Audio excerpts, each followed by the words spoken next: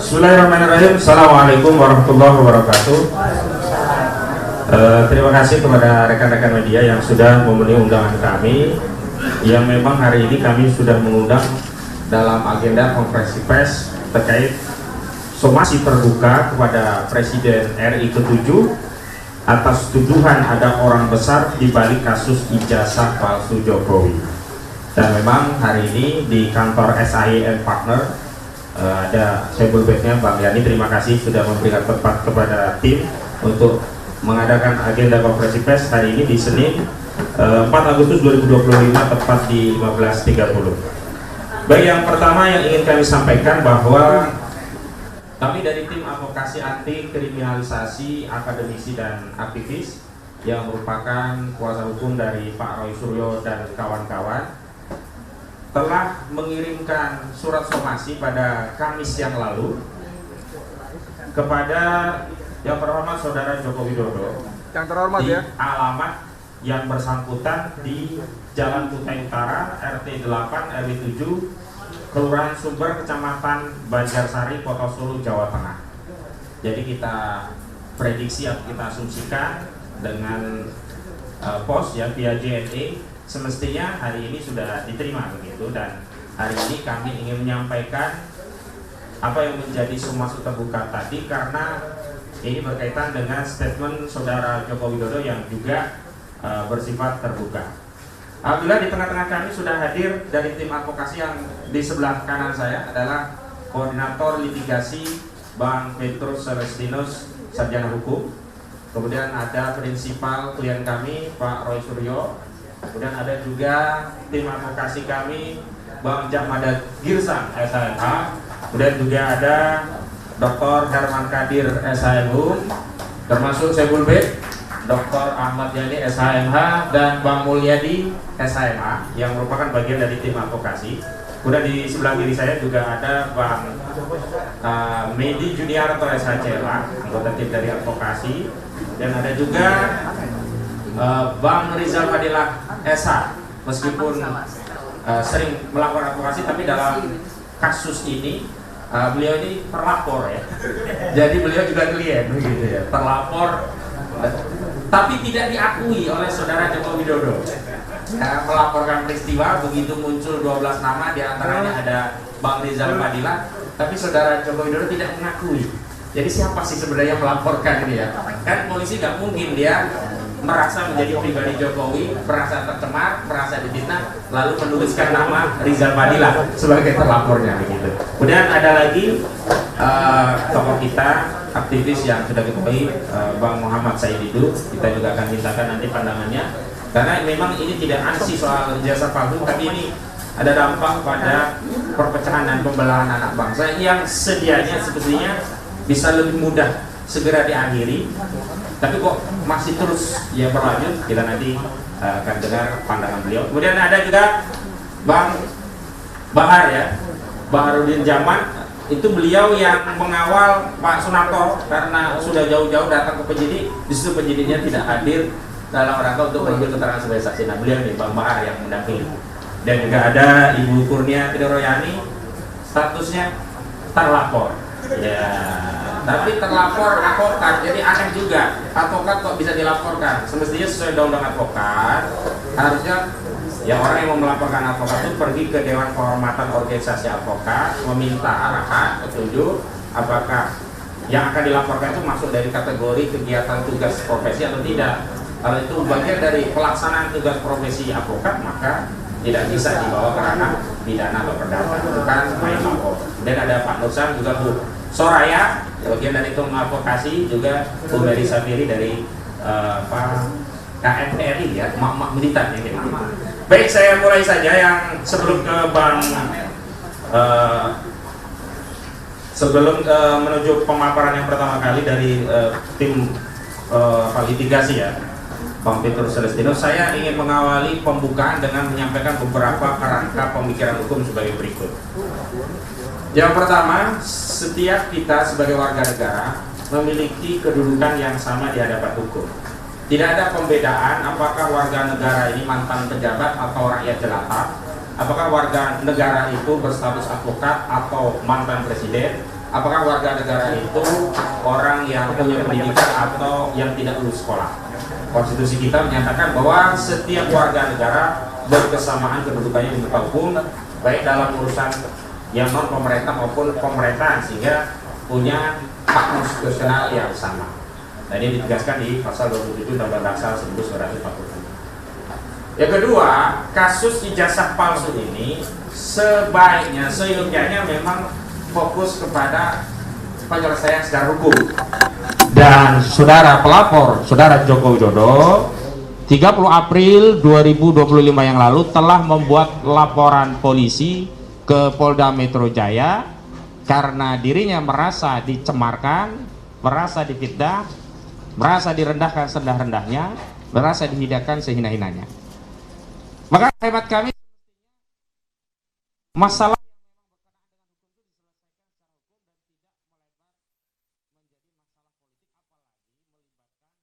anak bangsa terbelah oleh narasi politik yang tidak sesuai dengan fakta.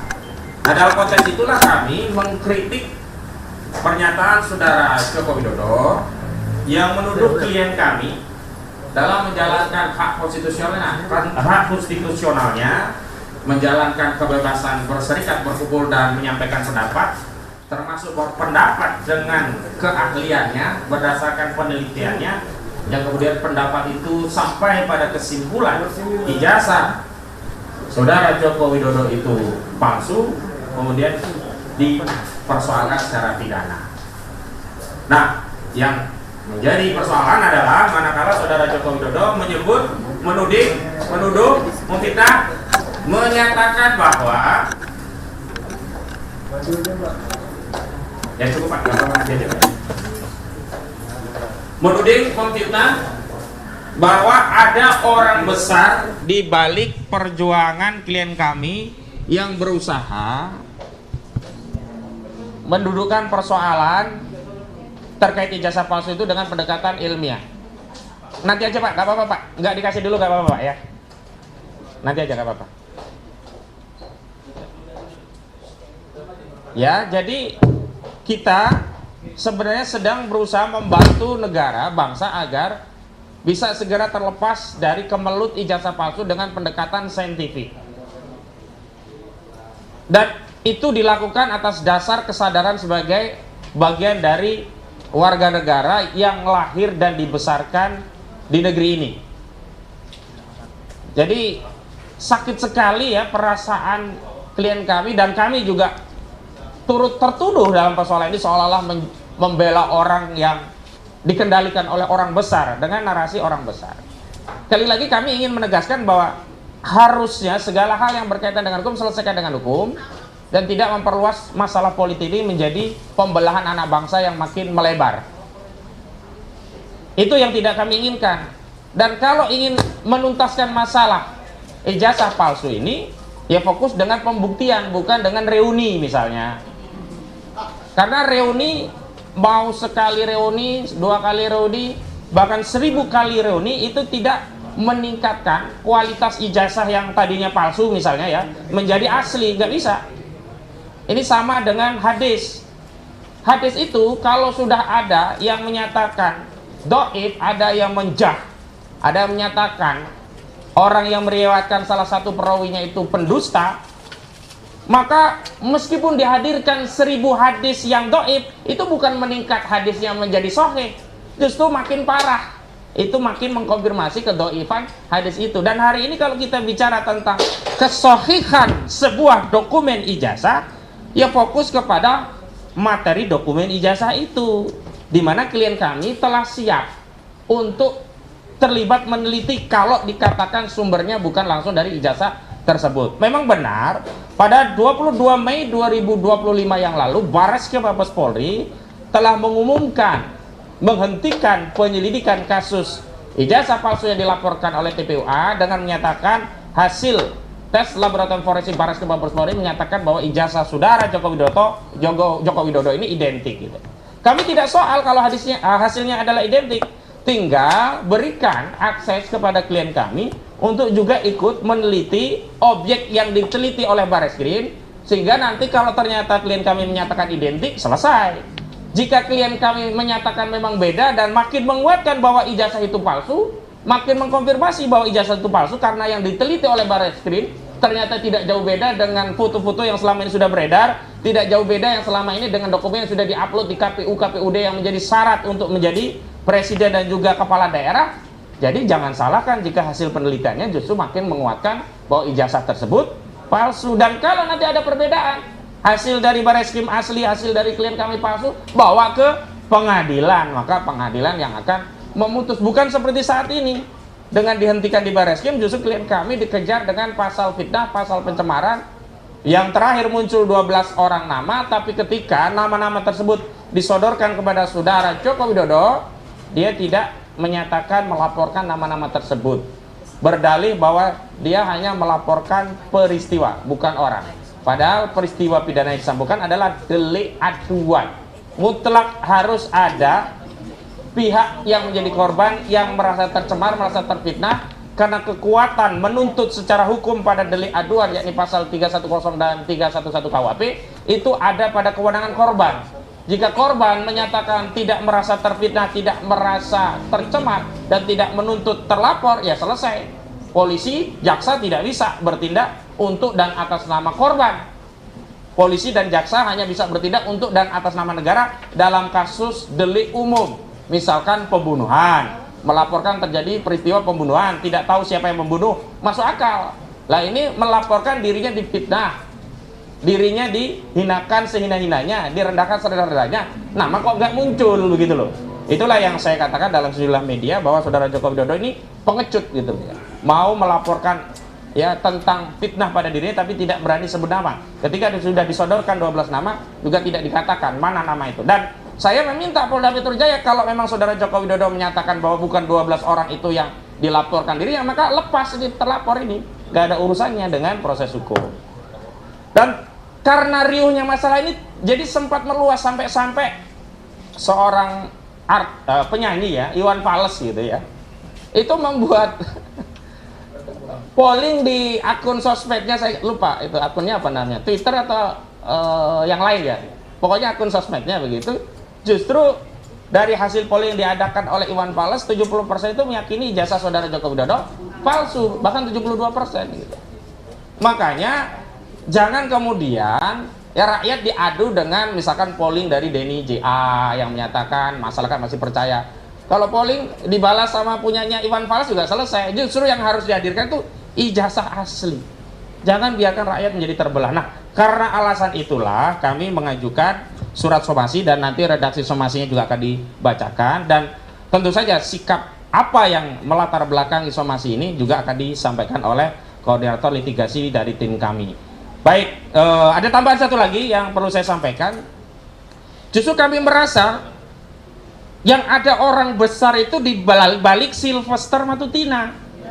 Itu ada orang besar itu. Kenapa?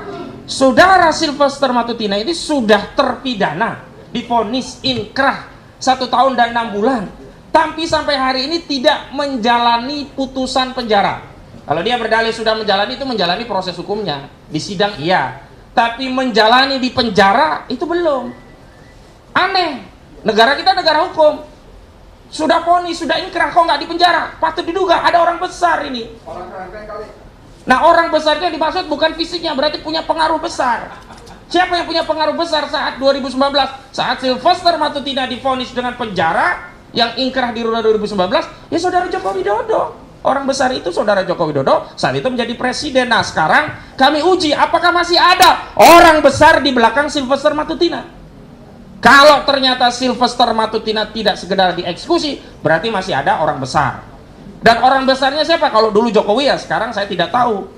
Karena itu agar tidak ada tuduhan ada orang besar, saya bersama tim sudah minta kepada Kepala Kejaksaan Negeri Jakarta Selatan selaku penuntut dan juga eksekutor kasus itu, karena diadili di Pengadilan Negeri Jakarta Selatan. Penuntutnya jaksa dari Jakarta Selatan, berarti eksekutornya dari Kejari Jakarta Selatan. Apa tuntutan kami? Eksekusi. Jangan biarkan seorang terpidana masih eksis di ruang publik dan justru menebarkan fitnah ancaman kepada klien kami. Ini sudah kami kirim ya suratnya ke Kejari.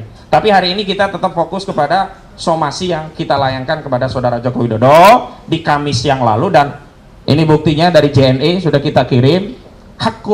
Bukan hakul yakin ya, Golabatuzon ya, dugaan kuat kami, surat itu sudah diterima oleh Saudara Joko Widodo. Demikian, dan untuk pemaparan pertama kami persilakan Bang Petrus Celestino selaku koordinator tim litigasi untuk menyampaikan paparannya. Silakan Bang. Terima kasih, selamat sore. Assalamualaikum warahmatullahi wabarakatuh. Nah, jadi situasi politik kita sekarang ini makin panas. Walaupun mungkin sebagian orang dengan diterbitkannya amnesti dan abolisi kemarin, mungkin sebagian orang merasa itu suasananya sudah sejuk. Tapi bagi kelompok masyarakat yang selama ini mengadvokasi apa yang disebut pemakzulan, mengadvokasi apa yang disebut dengan dugaan ijazah palsu Jokowi, persoalan ini masih panas. Persoalan ini belum selesai. Bahkan Jokowi sendiri dari waktu ke waktu terus memainkan manuver untuk membuat suasana ini semakin gaduh. Terakhir dengan enteng dia menyatakan sekaligus melecehkan gerakan advokasi ini sebagai diorkestrasi oleh kelompok besar. Ada yang membackup. Masyarakat lalu mempunyai kesan bahwa backup itu backup dana, backup kekuasaan, sekedar untuk memenjarakan Mas Roy dan kawan-kawan. Padahal kita lihat polemik tentang ijazah palsu ini hampir 5 atau 10 tahun berjalan. Tetapi kenapa ketika Mas Roy dan kawan-kawan karena kepakarannya ingin memperjelas apakah ijazah ini palsu atau tidak, dan kesimpulan mereka berdasarkan kepakarannya bahwa ijazah ini adalah palsu, kok mereka dikriminalisasi melalui tangan-tangan kekuasaan politik yang ada? Jadi dengan kemarin Presiden Prabowo memberikan amnesti dan abolisi, membuktikan bahwa pengelolaan kekuasaan negara selama 10 tahun Jokowi berkuasa, ini hukum kita dirusak. Kenapa? Politisasi yang berujung dengan kriminalisasi dan sekarang menimpa Mas Roy dan kawan-kawan, dan bahkan mungkin juga akan bertambah. Kata mereka akan bertambah. Sehingga kami hari ini mau menyatakan bahwa kami mengutuk keras pernyataan Jokowi yang melecehkan peran serta masyarakat, mengadvokasi persoalan pemakzulan Gibran, mengadvokasi persoalan ijazah palsu, dan ini akan berujung dengan tim advokasi anti kriminalisasi aktivis dan akademisi. Kita akan melaporkan Jokowi ke Bareskrim atau Polda terkait dengan ujaran kebencian, pernyataan bohong yang menuduh bahwa gerakan advokasi terhadap Mas Roy dan kawan-kawan, gerakan advokasi yang dilakukan oleh sejumlah tokoh masyarakat atas pemakzulan terhadap Gibran Raka Buming Raka sebagai dibiayai oleh kelompok besar, dan ini sudah semakin nyata mengadu domba kelompok masyarakat, terutama termasuk partai-partai yang berseragam biru dengan kelompok-kelompok kita ini diadu. Sehingga unsur tentang ujaran kebencian, pernyataan penyebaran berita bohong sebagaimana juga dituduhkan kepada teman-teman kita yang lain, besok atau lusa kita akan laporkan Jokowi tentang tindak pidana ujaran kebencian, penyebaran berita bohong yang mengadu domba antar golongan masyarakat. Salah satu pihak yang merasa sudah jadi korban yaitu partai berseragam biru, seperti kita lihat Demokrat sudah bereaksi. Ini potensi akan memecah belah bangsa itu semakin besar, sehingga apa yang kemarin Presiden Prabowo sudah mencoba menghentikan, memberikan suasana damai dengan abolisi dan amnesti terhadap Hasto Kristianto dan Tom Lembong, tidak akan bermanfaat kalau Presiden juga tidak segera membentuk tim untuk menyelidiki gerak-gerik Jokowi selama setelah dia tidak lagi menjadi Presiden. Karena ujaran kebencian atau orang besar seperti yang dikatakan oleh Pak Kosinudin tadi, mungkin orang besar itu adalah dirinya. Dia memainkan kasus ini supaya mengintimidasi masyarakat untuk tidak menuntut dirinya. Karena kalau dia menuduh orang besar, siapa orang besar itu kalau bukan dirinya? Jadi saya kira pernyataan-pernyataan yang kami sampaikan tadi akan lebih jelas dibacakan di dalam surat somasi yang akan dibacakan oleh teman-teman. Terima kasih. Baik, terima kasih Bang Petrus Celestinus, Koordinator Tim Litigasi dari Tim Advokasi Anti Kriminalisasi Akademisi dan Aktivis. Selanjutnya pembacaan somasi yang kami kirimkan kepada Saudara Joko Widodo. Pembacaan akan dibagi pada 2 termin sekaligus. Yang pertama dibacakan oleh Abang Jamada Girsang dan dilanjutkan oleh Abang Mulyadi. Kepada Bang Jamada untuk dimulai dan nanti langsung lanjut ke Bang Mulyadi. Baik, Assalamualaikum warahmatullahi wabarakatuh. Tim Advokasi Anti Kriminalisasi Akademisi dan Aktivis. Kepada yang terhormat Saudara Joko Widodo, ditembuskan kepada 1. Presiden Republik Indonesia, 2. Pimpinan DPR RI, 3. Kejaksaan Agung RI, 4. Mahkamah Agung RI, 5. Kompolnas RI, 6. Komnas HAM RI, 7. Bareskrim Polri, ke-8 Polda Metro Jaya.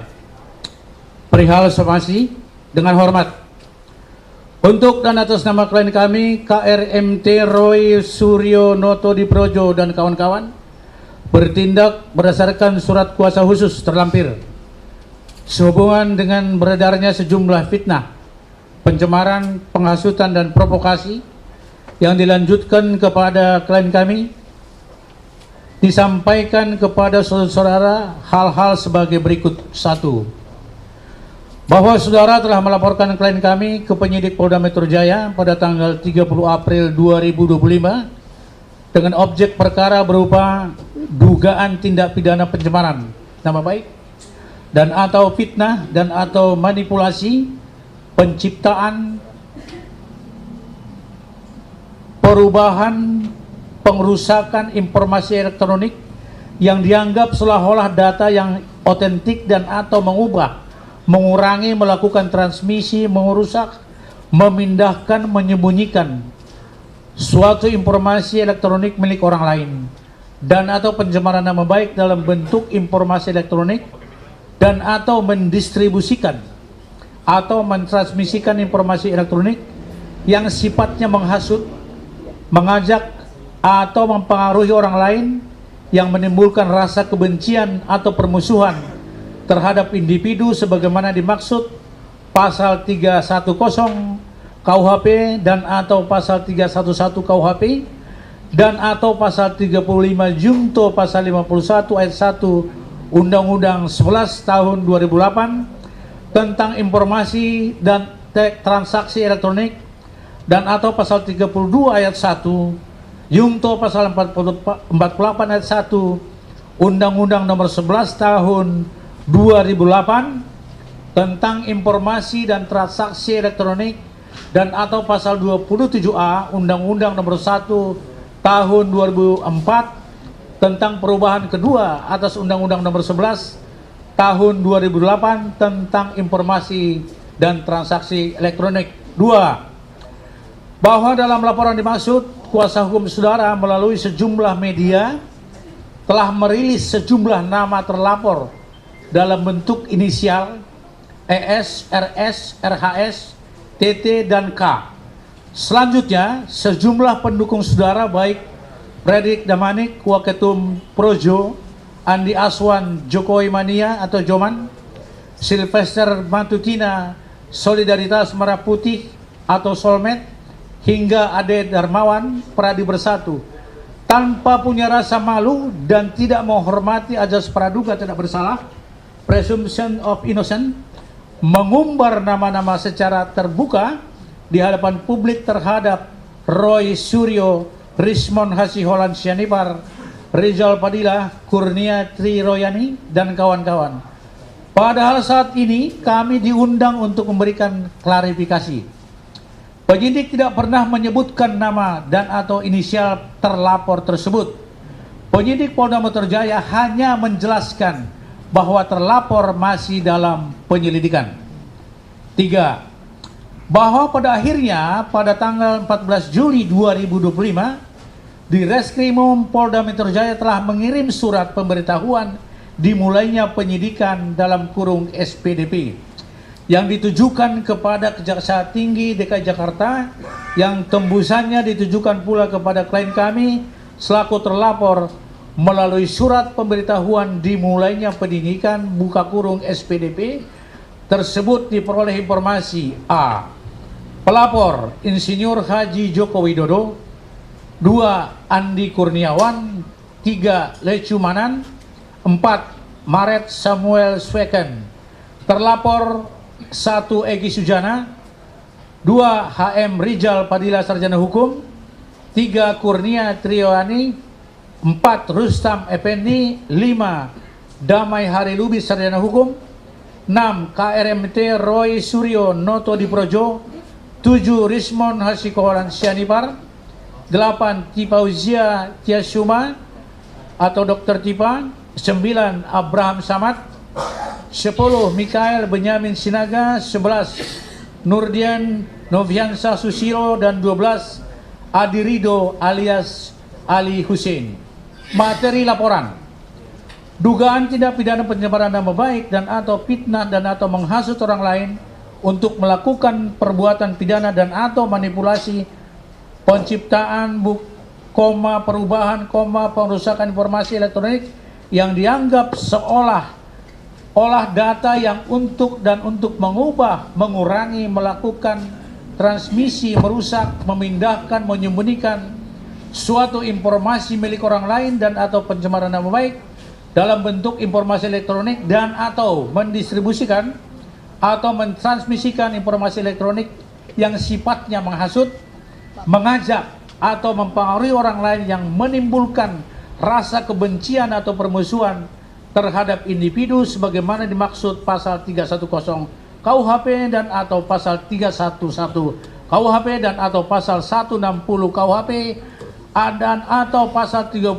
Yungto pasal 51 ayat 1 Undang-Undang Nomor 11 Tahun 2008 tentang informasi dan transaksi elektronik dan atau pasal 32 ayat 1 Yungto pasal 48 ayat 1 Undang-Undang Nomor 11 Tahun 2008 tentang informasi transaksi elektronik dan atau pasal 27A Yungto pasal 45 ayat 4 dan atau pasal 8 ayat 2 Undang-Undang Nomor 1 Tahun 2004 tentang perubahan kedua atas Undang-Undang Nomor 11 Tahun 2008 tentang informasi dan transaksi elektronik yang diketahui terjadi di Jakarta pada tanggal 22 Januari 2025. 4. Bahwa pada tanggal 25 Juli 2025 saat diwawancarai media terkait adanya 12 nama terlapor dalam kasus ijazah palsu termasuk tersebut mantan Ketua KPK Abraham Samad, saudara berdalih tidak melaporkan nama melainkan hanya melaporkan peristiwa. Bahwa pernyataan saudara yang berdalih tidak melaporkan nama melainkan hanya melaporkan peristiwa bertentangan dengan pernyataan tim kuasa hukum saudara yang saat mendampingi saudara membuat laporan polisi di Polda Metro Jaya pada tanggal 30 April 2025 yang lalu tegas menyebutkan sejumlah inisial nama terlapor yaitu ES, RS, RAS, TT, dan K. 6.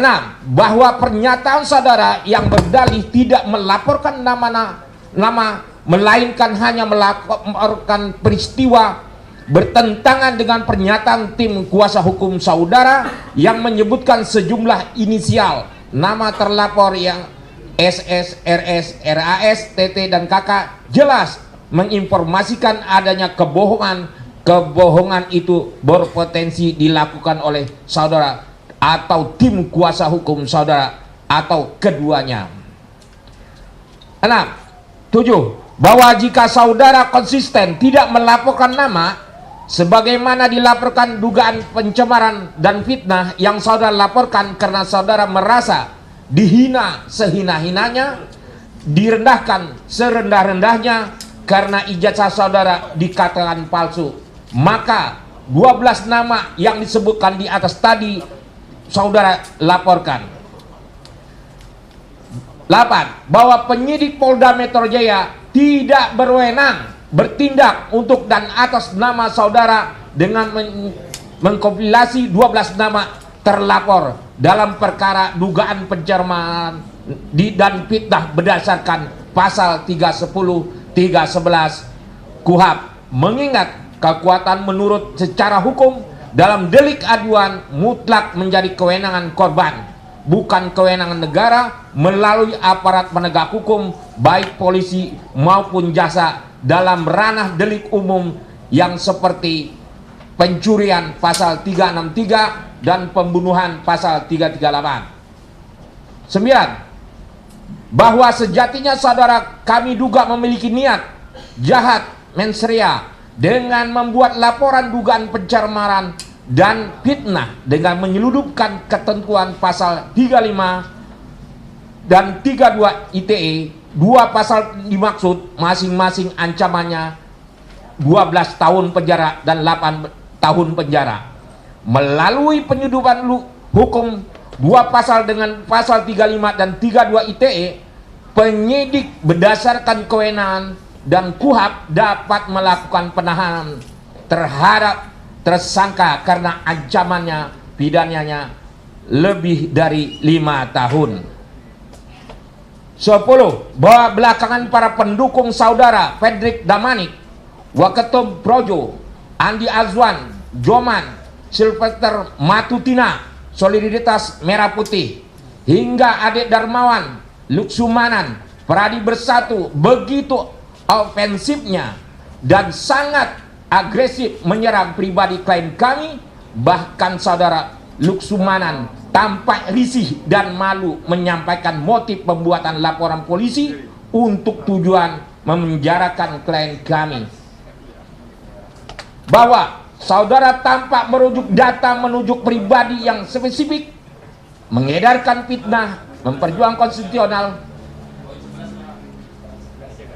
Bahwa akibat kasus ijazah palsu telah terjadi pembelaan dan perpecahan antara anak bangsa. Saudara tidak berusaha melarai perseruan dan dengan segera menunjuk ijazah saudara miliki. Akan tetapi saudara malah menikmati menjadi isu sebagai objek kapitalisasi publik politik untuk kepentingan pribadi saudara.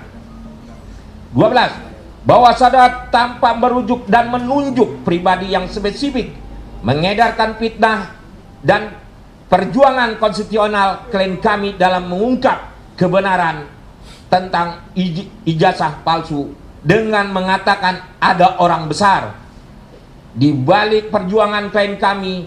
Tuduhan dan fitnah yang saudara katakan sangat menyakitkan karena sama saja saudara telah mengatakan kepada klien kami sebagai pion politik yang dikendalikan oleh orang besar. 13. Bahwa kami perlu tegaskan ulang kepada saudara bahwa klien kami berjuang secara konstitusional berdasarkan ketentuan pasal 28 Undang-Undang Dasar 1945. Klien kami memiliki rasa kebangsaan dan kenegaraan sebagai bagian dari bangsa dan negara ini melalui perjuangan mengungkapkan kasus ijazah palsu untuk membersihkan legasi sejarah bangsa dan negara Indonesia dari nota hitam kelam akibat pernah dipimpin presiden 2 periode berijazah palsu. Berdasarkan uraian sebagaimana kami kemukakan di atas, kami meminta saudara mencabut pernyataan Anda orang besar di balik perjuangan klien kami, sekaligus meminta maaf secara terbuka di hadapan publik. Apabila saudara tidak mencabut pernyataan dan segera meminta maaf secara terbuka di hadapan publik, maka kami akan mempertimbangkan untuk mengambil upaya hukum balik secara perdata maupun pidana. Saya ulangi kembali, apabila saudara tidak mencabut pernyataan dan segera meminta maaf secara terbuka di hadapan publik, maka kami akan mempertimbangkan untuk mengambil upaya hukum baik secara perdata maupun pidana. Demikian somasi dari tim advokasi anti kriminalisasi akademisi dan aktivis. Assalamualaikum warahmatullahi wabarakatuh. Baik, itu poin yang sudah disampaikan. Memang ada satu frasa yang terlewat tadi, yakni di poin 7, yang pada pokoknya bahwa jika saudara Joko Widodo tidak melaporkan 12 nama yang di saat ini sudah menjadi terlapor, maka 12 nama ini ya demi hukum harus dikeluarkan dari status terlapor karena delik aduan berdasarkan pasal 310 KUHP dan pasal 311 KUHP terkait pencemaran dan fitnah tidak memiliki kekuatan hukum penuntutan jika ternyata saudara Jokowi yang mengaku sebagai korban pencemaran dan fitnah tidak melaporkan 12 nama tersebut. Itu yang tadi sedikit tertinggal. Singkatnya ya sudah, kalau memang tidak gentle, tidak melaporkan 12 nama, ya sudah, 12 nama ini tidak bisa diproses secara hukum.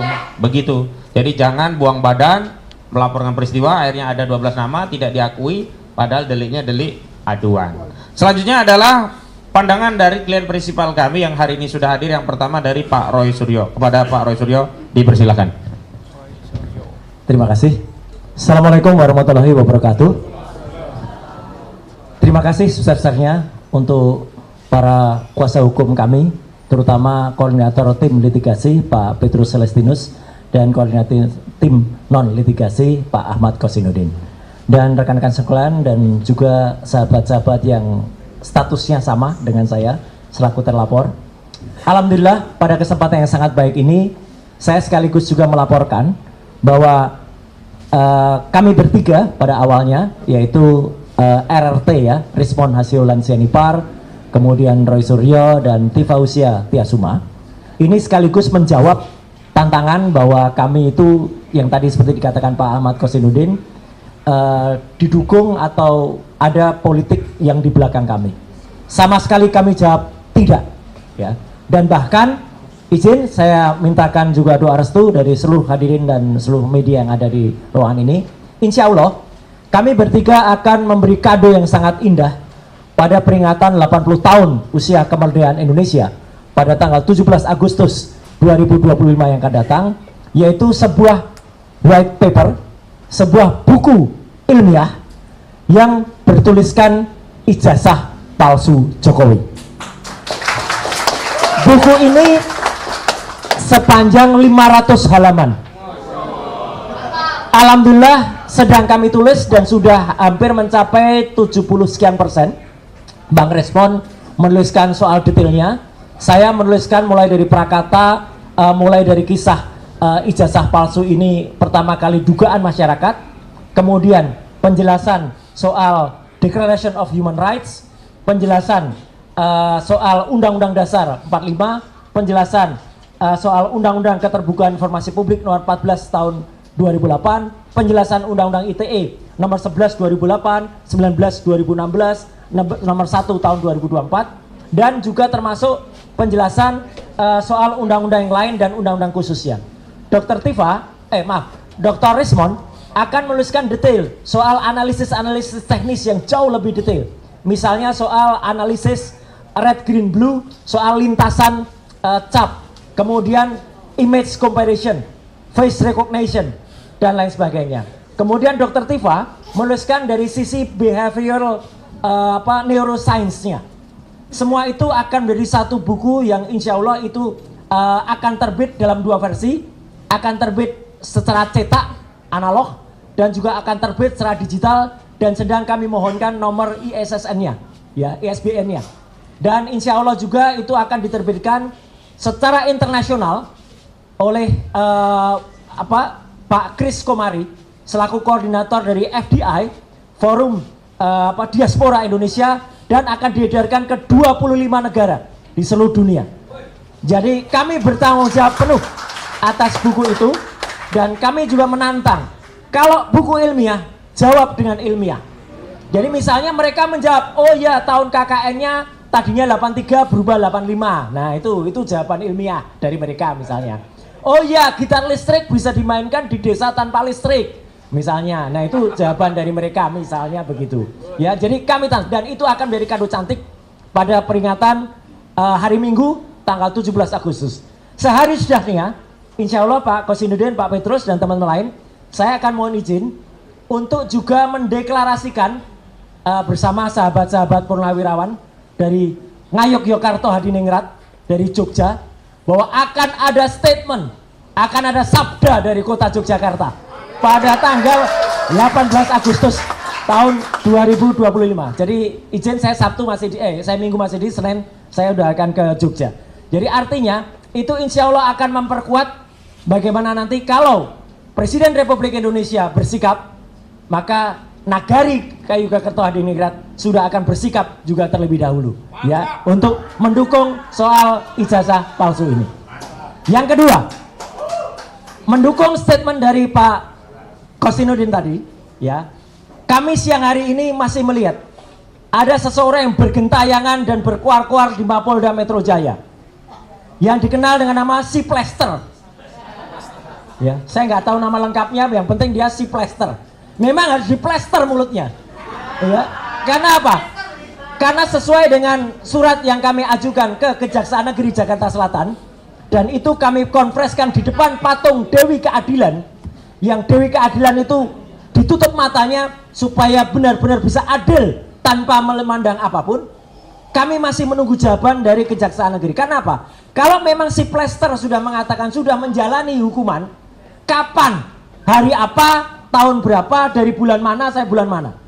Karena seharusnya dia dihukum 1 tahun 6 bulan sesuai dengan putusan kasasi, bahwa dia sudah menjalani hukum, bahwa dia sudah menjalani pengadilan, ya mungkin menjalani sidang, dan bahkan Pak Yusuf Kalla, Muhammad Yusuf Kalla, sangat baik, maafkan mungkin, tetapi yang jelas kita masih menunggu kapan dia dieksekusi menjalani hukuman.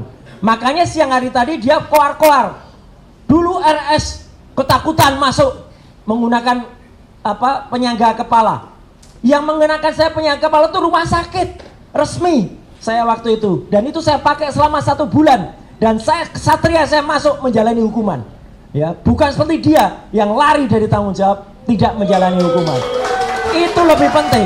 Artinya begini teman-teman semua, izinkan kalau saya salah, bapak-bapak yang mengerti hukum, berarti semua statement dia maupun laporan dia di Polda Metro Jaya maupun kesaksian dia, kalau ternyata itu terjadi dan dia harusnya masuk tahanan, maka itu tidak berlaku, tidak sah.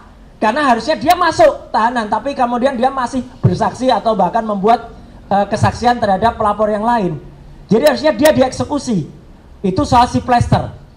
Satu lagi yang saya harus bilang mohon maaf, satu lagi yang kemarin teriak-teriak soal itu harus masuk penjara, yaitu orang namanya AA inisialnya, ya, yang dia kehilangan otaknya ketika digebukin di depan DPR. Ya. Dia kena, sebenarnya dia adalah TSK, tersangka kasus penistaan agama pada tahun 2015. Mohon maaf ibu-ibu dan semua umat muslim dan muslimah. Dia mengatakan, kenapa dia masuk pasal penghinaan agama? Karena dia mengatakan Nabi Muhammad bukan orang Arab. Dan dia tersangka. Tapi kemudian saya nggak tahu dia di SP3 oleh Polda Metro Jaya. Tapi sudah juga kemudian di pra-peradilan dan menang pra-peradilannya. Jadi harusnya dia dieksekusi. Tapi sampai dengan sekarang Polda Metro Jaya belum eksekusi dia. Jadi artinya status AA itu adalah tersangka dan harusnya diteruskan penyidikannya, bukan diberhentikan. Ya, itu jadi ada 2 orang yang, dan yang menarik sekali tadi karena ada YouTube-nya si Plester itu, malah justru komentar lebih banyak kepada seseorang yang bertopi, topinya dihadapkan ke belakang. Betul. Apal banget nih Mbak Menu ini sama si Pritz itu ya. Dan orang mengatakan itu orang yang di belakangnya itu yang ijazahnya dibusek capnya, ya. Dan dia secara tidak malu, memalukan dirinya sendiri tampil di depan salah satu TV dan kemudian menunjukkan kalau ternyata ijazahnya masih ada capnya, bukan seperti Jokowi yang capnya dibalik pas fotonya, ya. Nah, jadi sekali lagi saya tegaskan untuk teman-teman media yang ada di sini, saya patuh dan taat dengan kesepakatan bersama. Jadi insya Allah sore hari ini saya juga akan live di TV tanpa si Plester, ya, gitu. Dan pada hari Rabu yang akan datang itu akan ada acara. Pak Kosinudin tahu persis sejarahnya. Harusnya acara itu mengulas tentang si Plester, Tapi kami tegas, kami tidak akan hadir kalau masih ada si Plester yang belum menjalani hukuman. Alhamdulillahnya, salut kepada TV itu, saya nggak akan sebutkan TV-nya, tapi acaranya head to head. Hostnya Elvira Khairunisa. Topiknya diganti, bukan si Plester lagi. Jadi kami akan hadir kalau tanpa si Plester. Ya, karena tidak sopan kalau itu ada. Dan yang terakhir, tadi sudah disampaikan juga oleh Pak Kosinudin, ini bukan nomor-nomor, ini saya tunjukkan buktinya. Jadi ini adalah akun resmi, akun sosmed, maaf, milik seseorang namanya VL. VL itu siapa? Virgianto Listiawan alias Iwan Fals. Iwan Fals membuat polling, kita tahulah siapa Iwan Fals, pada pertengahan Juli yang lalu, dan 72% ketika dia menanyakan ijazah Jokowi, jawabannya adalah palsu. Jadi terima kasih Mas Iwan Fals bersama grupnya, ya, hanya 14% yang mengatakan asli. Nah, jadi artinya makin banyak lagi selain Refri Harun juga Iwan Fals. Dan kami sekaligus menolak atau tidak percaya kalau ada seseorang yang membuat survei-surveian, itu bukan survei tapi survei. SURPAY. Survei. Kenapa survei? Soalnya sekarang orangnya lagi protes. Terima kasih kepada Presiden Prabowo yang sudah menghapus, ya, tantiem bonus itu. Nanti mungkin Pak Manusia Merdeka, Pak Saidido bisa menjelaskan dengan lebih detail, ya. Keborosan, kemudian insya Allah uang negara, devisa negara itu akan bisa dihemat kalau komisaris-komisaris itu dihilangkan atau tidak perlu diberikan yang namanya tantiem, bonus dan lain sebagainya. Kenapa? Toh mereka juga tidak berkompeten sama sekali. Dan untuk menyambut kegembiraan itu, ya, nah, saya akan sampaikan sekaligus juga kenapa laki-laki itu suka soda, sama seperti susu. Laki-laki sama seperti susu, ya. Kalau ketemu susu menjadi gembira. Jadi kita bergembira atas keputusan Presiden Prabowo untuk menghapus, ya. Bahkan kalau perlu komisaris-komisaris itu yang tidak berharga itu cabut Pak Prabowo, ya. Jadi kita akan lebih bergembira seperti soda susu gembira. Terima kasih. Wassalamualaikum warahmatullahi wabarakatuh. Ijazahnya fals. Izin, saya mungkin harus meninggalkan tempat karena harus lari ke tempat yang lain. Ya, silakan. Oke, ya nanti ya. Karena nanti biasa di intercept nanti muncul hal-hal yang nggak enak, nanti jadi perkara. Baik, itu dari Pak Roy Suryo. Tapi sebelum ke Pak Saidido, ada satu lagi yang memang menjadi terlapor. Dan selamat jalan Pak Roy, makasih. Ya, lanjut. Iya. Nanti Pak Rizal Fadila juga kami mintakan karena juga menjadi klien Rizal, tapi kita mulai dulu dari Bu Kurnia. Setelah itu sebelum ke Pak Rizal nanti gongnya, kita minta Pak Saidido karena kita undang juga untuk mencermati situasi kondisi kebangsaan kita terakhir. Sebelumnya kami persilakan Bu Kurnia, ya.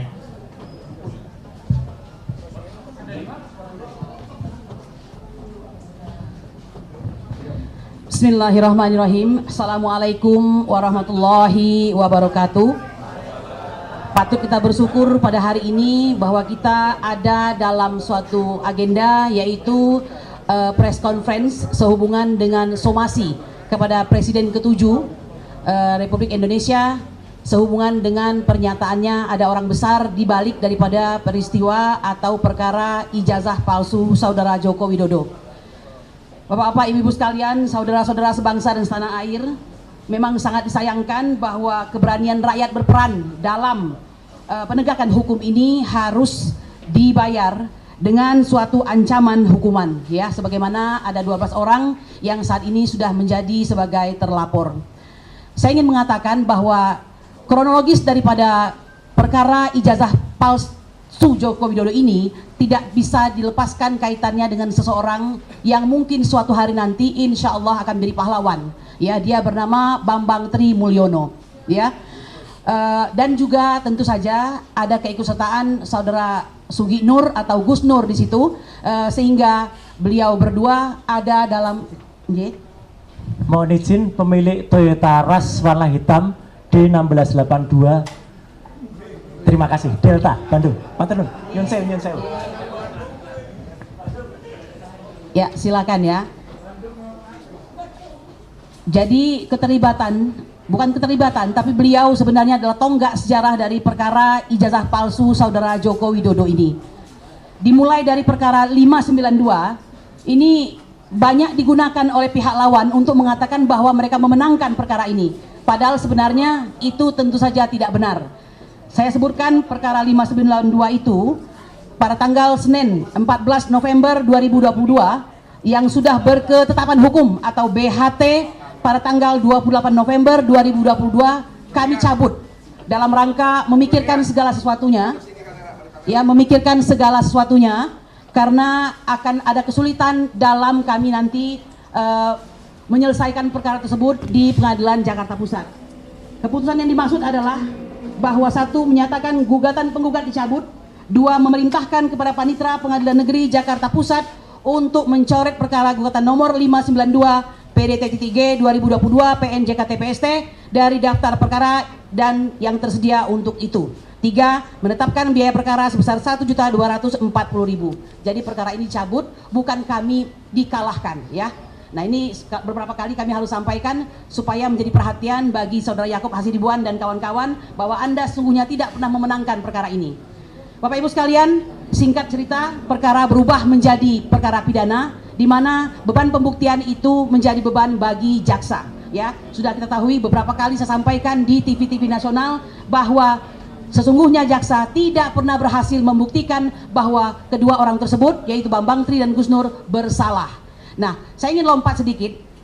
Dalam gelar perkara khusus, itu Bapak Zalpanila yang mungkin harus kecewa karena pihak Bareskrim dalam hal ini mengatakan bahwa perkara khusus tersebut, gelar perkara khusus telah benar dilakukan dan apa yang dihasilkan itu sudah sesuai. Karena kami pihak yang melaporkan ini tidak menggunakan data yang primer, ya, dia menyebutkan sebagai data sekunder. Kami mengatakan data kami adalah data primer, ya. Setelah saya kontak dengan saudara Profesor Egy Sujana, mengapa kami katakan ini data primer? Data primer itu adalah suatu keputusan, ya, yang telah inkrah. Pertama itu adalah keputusan banding dahulu ya, yaitu keputusan banding nomor 271/Pitsus 2023 PT Semarang atau PT SMG dan putusan banding 272/Pitsus 2023 PT Semarang. Dan ini diperkuat dengan keputusan kasasi yaitu keputusan 4850/Pitsus 2023 dan keputusan kasasi nomor 4851/Pitsus 2023. Kedua keputusan ini telah kami sampaikan di hadapan ya Ketua Gelar Perkara Khusus beberapa waktu yang lalu. Jadi sebenarnya yang tidak mengolah data-data tersebut adalah pihak daripada Karwasidik ya. Nah, dengan demikian ada apakah itu tentu masyarakat bisa menilai. Mohon maaf kami harus sampaikan di sini ya, karena memang sudah waktunya untuk berterus terang. Ada dua hal yang membuat hal tersebut menjadi runyam seperti ini. Pertama, ya kita sudah tahu bahwa, mohon maaf, bahwa kepolisian ini kan masih orangnya Pak Jokowi, ya. Harusnya the main behind the gun atau orang yang menggunakan senjata itu, istilah dalam tanda kutip itu harusnya orang yang dipilih oleh Bapak Prabowo Subianto. Tapi sudah sedemikian lama Bapak Sigit Listio tetap dipertahankan. Sedangkan kita tahu dengan sangat menyesal kami harus menyampaikan bahwa polisi punya historis atau sejarah untuk merekayasa perkara, ya. Jadi betul atau tidak silakan masyarakat menilai. Jadi kami memiliki data primer yang saya sampaikan tadi, keputusan banding dan keputusan kasasi, ya. Kalau yang dimaksud oleh kepolisian itu adalah ijazah saudara Joko Widodo, itu ada pada pemiliknya yang tidak mungkin kita merampas darinya, kan begitu. Nah, jadi itu yang bisa saya sampaikan. Kemudian Bapak Ibu sekalian, mengenai kedatangan kami ke Jogja, ini saudara ketua tim non litigasi kami tadi menyampaikan agar saya menyampaikan hal tersebut untuk bangsa Indonesia itu mengetahui bahwa kedatangan kami ke Jogja dan Solo itu adalah sangat formal serta diterima secara baik karena kami bersurat 2 kali, yaitu bersurat pada tanggal 24 Maret dan 5 April, ya, yaitu bersurat kepada UGM dan bersurat kepada Saudara Joko Widodo sendiri. Mengapa beliau menerima? Harusnya itu kami artikan sebagai niat baik juga, kecuali niatnya menjadi tidak baik, ya. Nah, kami harus sampaikan juga meskipun dengan tidak enak hati ini, bahwa sesungguhnya adanya Dumas kami, pengaduan masyarakat kami di Bareskrim itu adalah menjadi penyebab daripada timbulnya laporan Saudara Joko Widodo di Polda Metro Jaya, walaupun beberapa kali dan secara terus-menerus denial atau ditolak oleh pihak kuasa hukumnya, ya. Karena apa?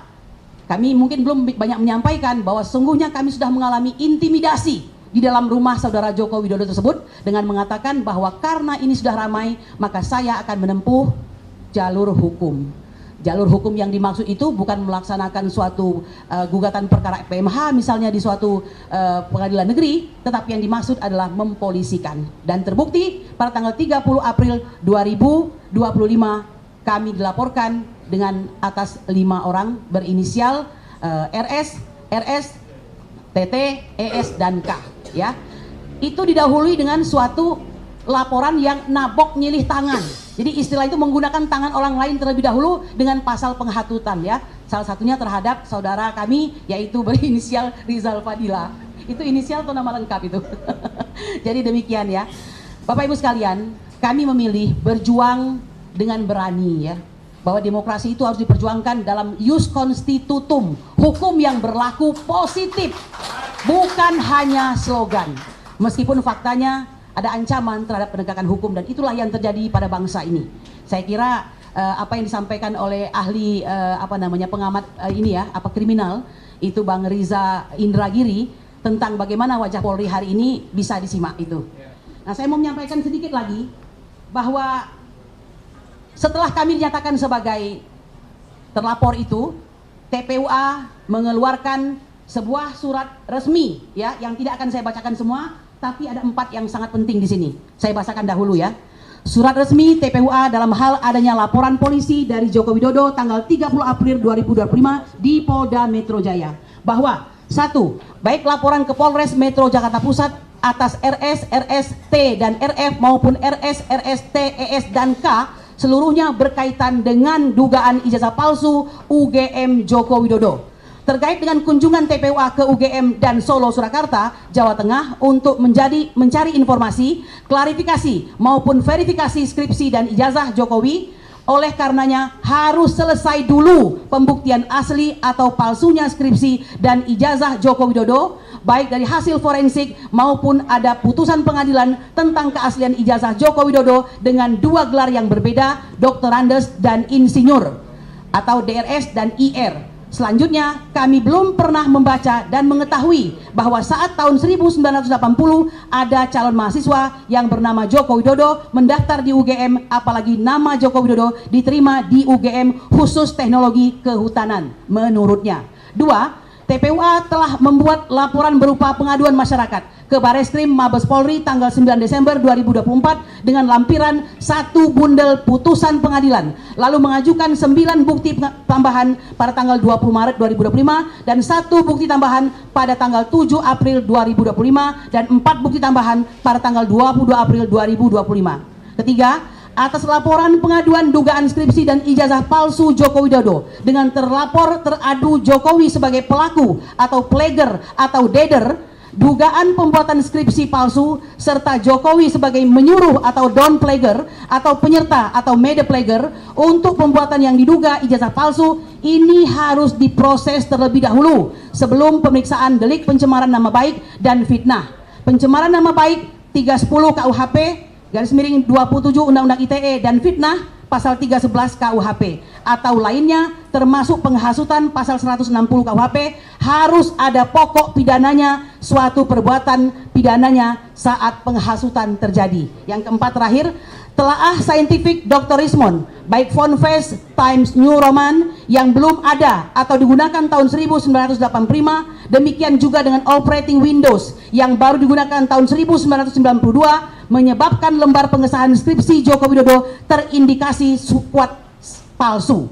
Belum lagi format tanpa penguji, kapan diuji, siapa dekan sesungguhnya, serta pembimbing apakah Profesor Ahmad Sumitro atau Kasmujo sebagaimana yang diakui Jokowi dalam skripsi tidak ditemui nama Kasmujo. Ini hanya sebagian dari surat resmi TPUA dalam hal menyikapi laporan polisi pada saat itu. Bapak Ibu sekalian, saya kira masih banyak yang akan bicara nanti ya. Kami menyampaikan satu hal yang paling penting, bahwa tidak ada orang besar di belakang TPUA. Ya, kalau orangnya besar-besar karena mungkin gemuk dan sebagainya, ya itu contohnya saya sajalah begitu ya. Saya ingin mengatakan, janganlah Anda mengumbar yang namanya fitnah ya. Karena seorang negarawan setelah selesai lengser ke Prabon itu, yang diutamakan adalah legacy yang dia tinggalkan. Anda bisa meninggalkan jalan tol, Anda bisa meninggalkan banyak bangunan-bangunan yang hebat, walaupun itu diiringi dengan meninggalkan hutang. Sesungguhnya yang harus dilakukan adalah jadilah negarawan yang baik, yang tidak hanya sibuk warawiri seperti yang Anda katakan harusnya beristirahat, tetapi justru terus-menerus mengobarkan api kebencian di sesama anak bangsa. Kalau demikian, kita teringat dengan apa yang disampaikan oleh Edward Snowden ya. When you exposing crime, then you treat as a committing crime, it's sign that you lead by criminal. Ya, tentu kita tidak ingin yang demikian itu. Saya kira demikian saja. Assalamualaikum warahmatullahi wabarakatuh.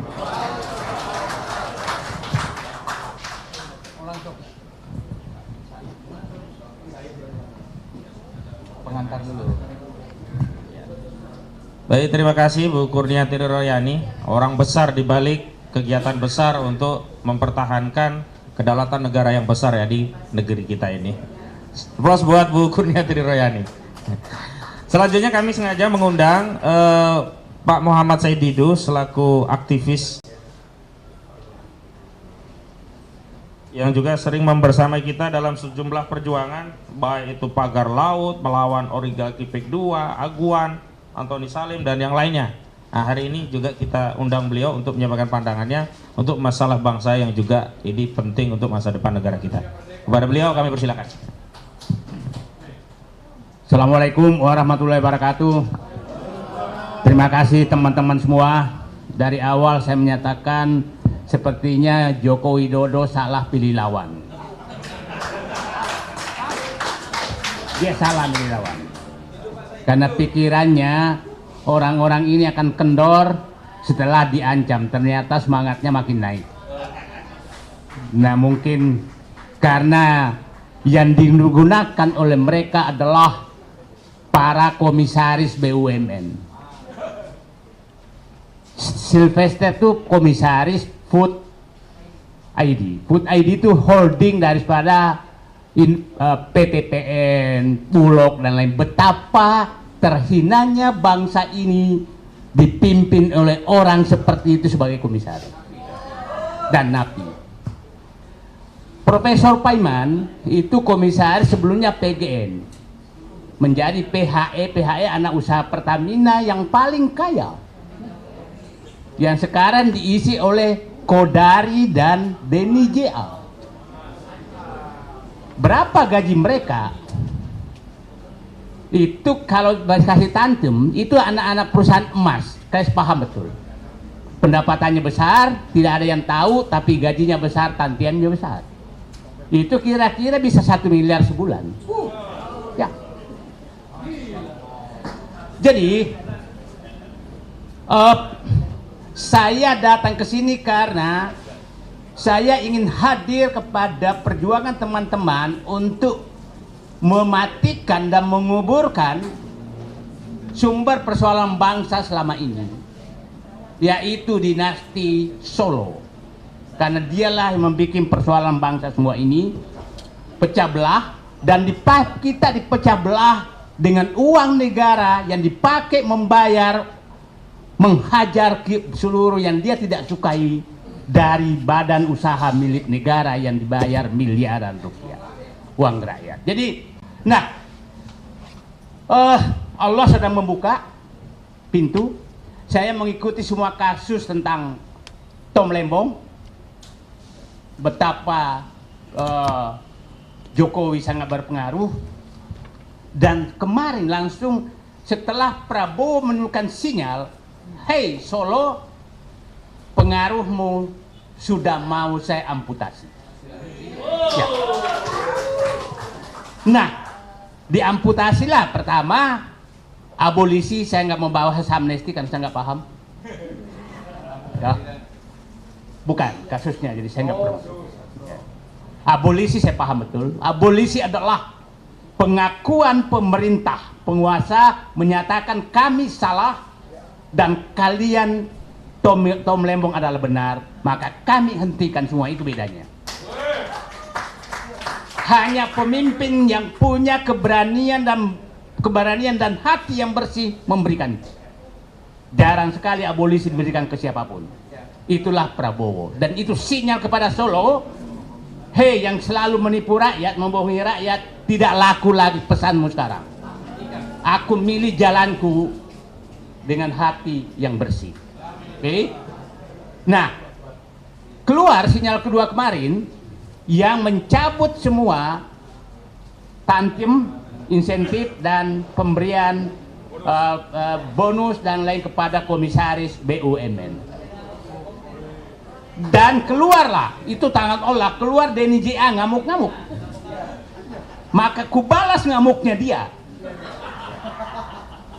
Ngamuknya dia terbuka semua bahwa ternyata mereka itu masuk ke BUMN untuk merampok negara, untuk menghajar negara, menghajar rakyat semua. Saya sebutkanlah, Grace Natali, komisaris main ID, holding tambang, kira-kira mungkin 2 miliar sebulan dapat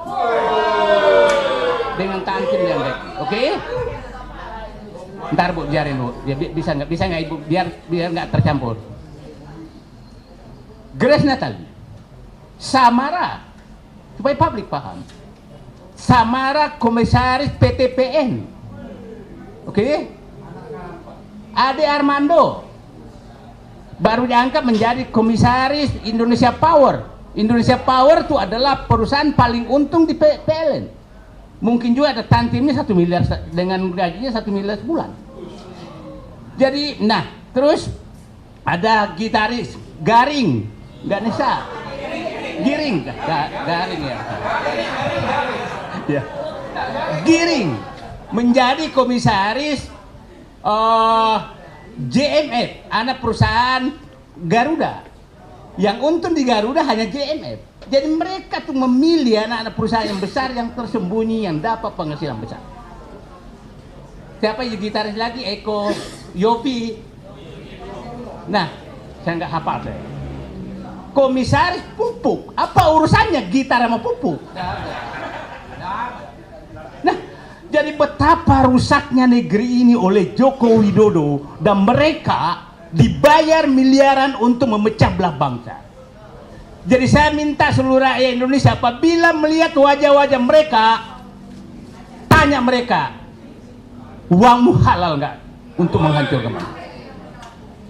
Ya. Dan saya yakin di tempat lain juga melakukan yang sama. Jadi mari kita menandai mereka selama 10 tahun.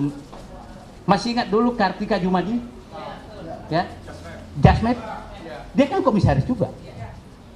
Jadi betul-betul dirusak semua ini. Dan saya pikir ini tidak lepas dari tanggung jawab Erick Thohir juga.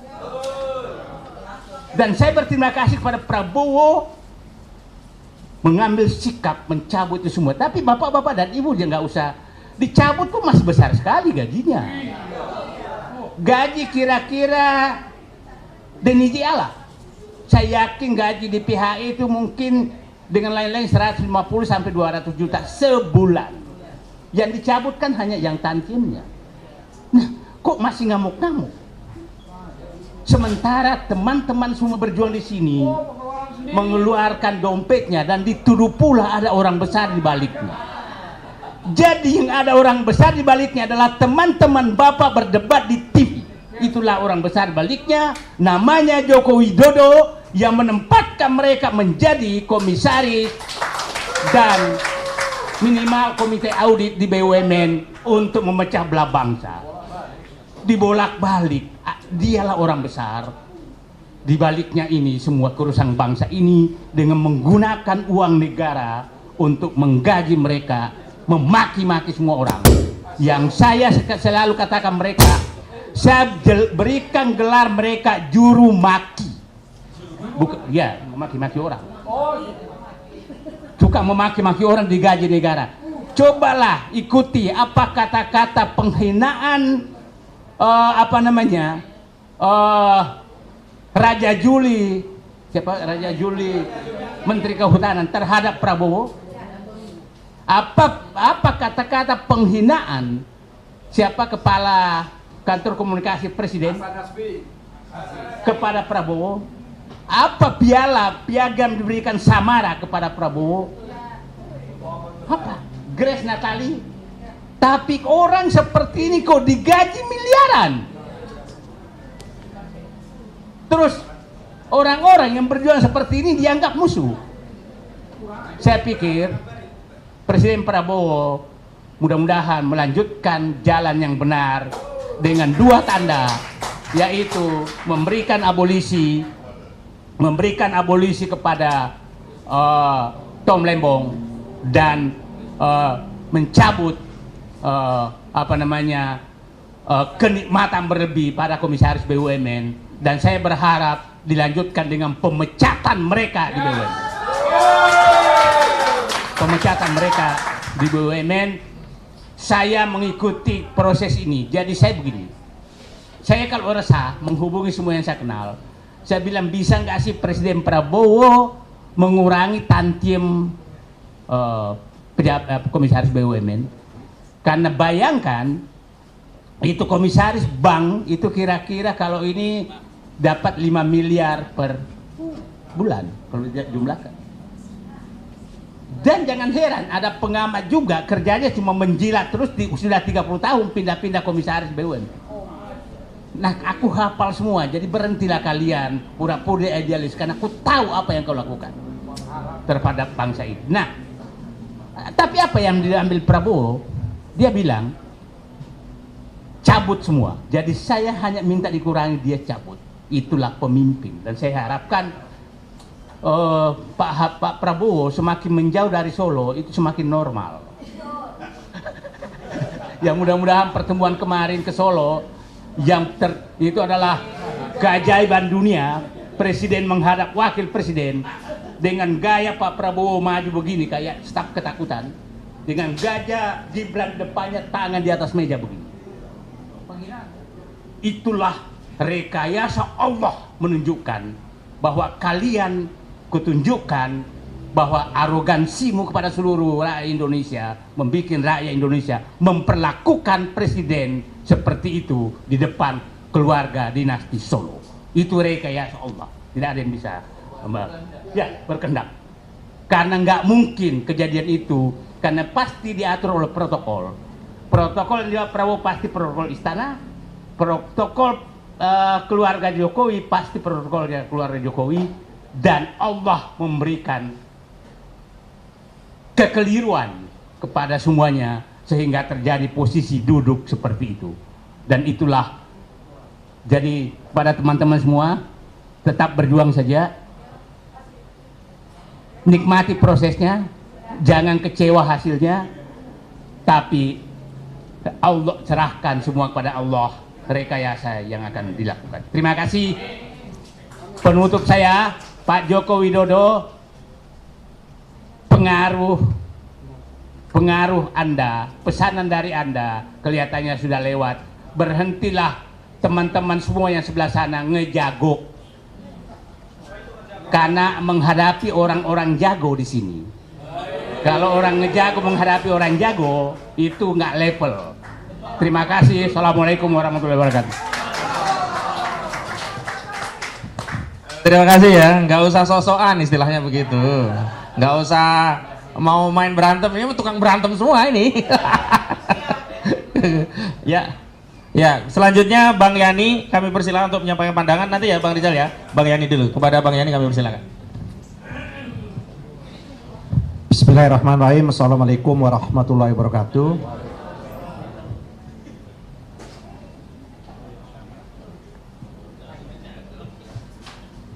Saudara-saudara semua, biasanya saya menjadi pendengar saja, tapi kali ini saya penting untuk menyampaikan beberapa hal. Yang pertama, apa yang telah dilakukan, yang dilaporkan sebagaimana dikemukakan terhadap beberapa nama, 12 nama itu, sesungguhnya kalau kita mau melacak dari awal, tidak ada peristiwa pidana yang dilakukan oleh mereka-mereka semua. Karena proses tentang sangkaan atau tuduhan ijazah palsu ini bukan baru sekarang. Ini sudah bergulir lebih kurang dari 2 tahun yang lalu. 3 tahun yang lalu. Nah, untuk memastikan bahwa ijazah ini asli atau palsu, kawan-kawan ini melakukan inisiasi untuk bertemu dengan Universitas Gadjah Mada.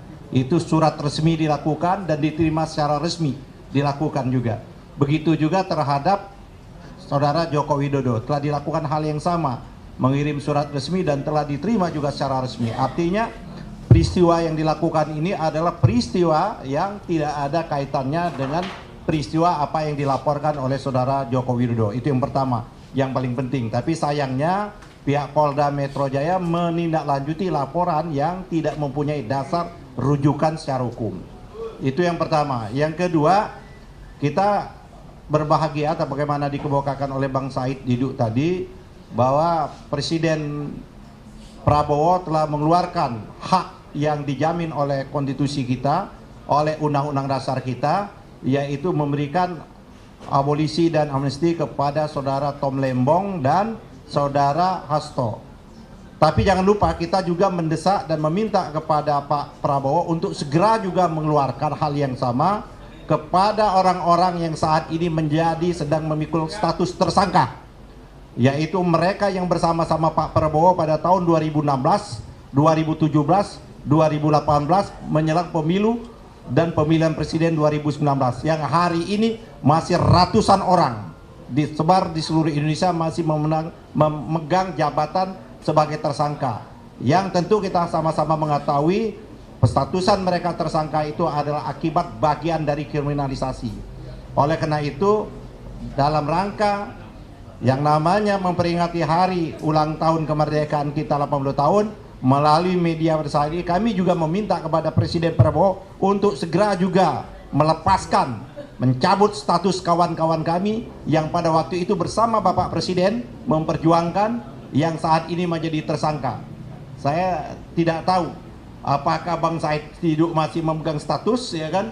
Yang jelas banyak di antara kita yang sampai saat ini masih memegang status tersangka, baik ulama kita, tokoh masyarakat kita, aktivis kita, dan lain sebagainya. Oleh karena itu, sekali lagi saya meminta betul pada Pak Presiden Prabowo untuk segera mencabut juga. Yang ketiga, tidak hanya sekedar memberikan abolisi dan gerasi, juga untuk melakukan pengusutan terhadap pelaku kriminalisasi, baik itu di institusi kepolisian, kejaksaan maupun institusi kehakiman. Oleh karena itu, tindakan yang selanjutnya harus dilakukan pemeriksaan terhadap yang mereka diduga terlibat melakukan kriminalisasi, baik kriminalisasi sebelum tahun 2019 maupun kriminalisasi yang baru-baru sekarang ini. Terakhir, saya kira untuk yang 12 orang ini juga kita meminta kepada Pak Prabowo juga Presiden untuk segera juga memerintahkan kepada polisi untuk menghentikan seluruh proses hukum yang sedang dihadapi. Saya kira itu saja yang saya sampaikan. Terima kasih. Bila kita, assalamualaikum warahmatullahi wabarakatuh.